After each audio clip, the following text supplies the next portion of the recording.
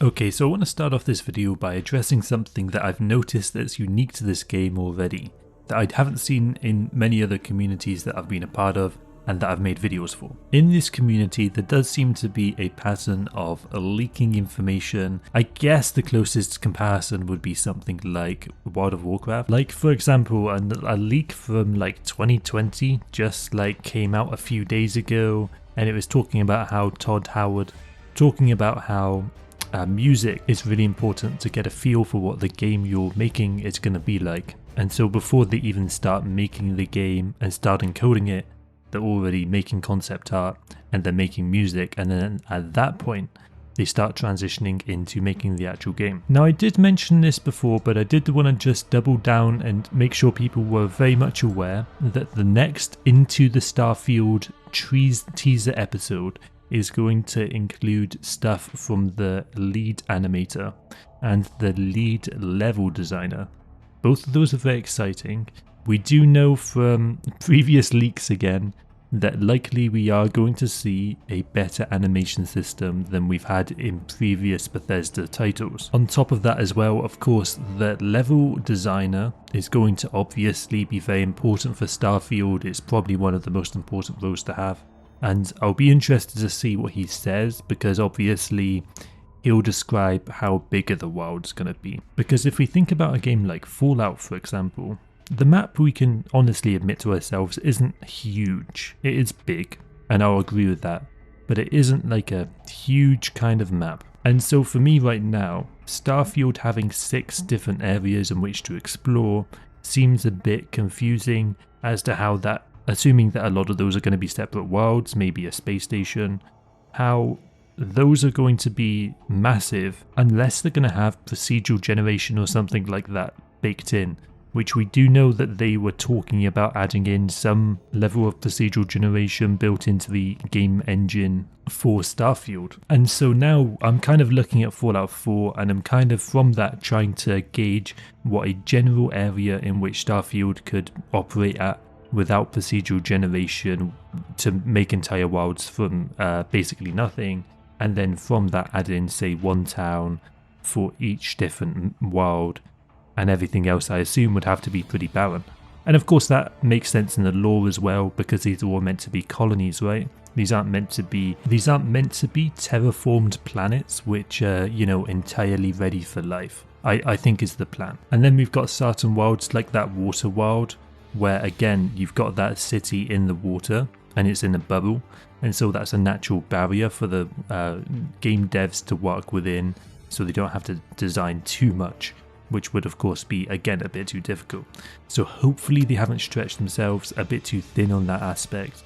I am hoping that each of these areas are going to be very compact in terms of content. It isn't going to be, a walking simulator, which I don't think it's going to be, by the way. But what I am thinking about is, instead of it being a walking simulator, are we going to see a lot of missions close by, and then instead we're going to see spaceflight, and specifically manual spaceflight, which at this point we're like 90% sure is in the game. That manual spaceflight is going to be our version of walking, and it's going to take up, a good amount of time to get between places. And so maybe you start a mission on one world, then you have to go to another world, then maybe you even have to go somewhere else. And that could be the kind of walking stuff that we see in Fallout 4. And so now I've already mentioned the Water City Neon, which was about, I think, fishing, and they had some psychoactive property within the fish, which made it kind of like a drug city in the end of the day. But we also have a killer city, and we also have New Atlantis. From what we can tell so far, New Atlantis is going to be a new world metropolis, an actual city within the game, and that's maybe going to be where the more corporate people are going to reside. And then ultimately we have a killer city, which seems to, on a lot of the wars, actually have skull and bones of aliens, and there's turrets on the fortifications, and it's got more of a desert cowboy vibe. We got in some of these screenshots people with snipers kind of looking around.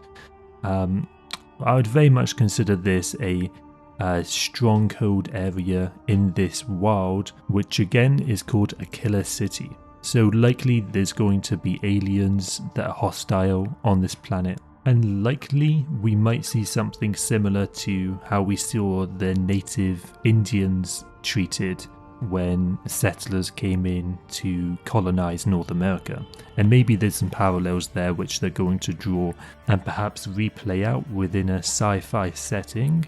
And I think that would be interesting. Again, because of the Midwest vibe that I get so far, I can kind of see where that might be heading. Now, of course, so far we know of 4 factions within the game. The United Colonies. This is likely to be the main government.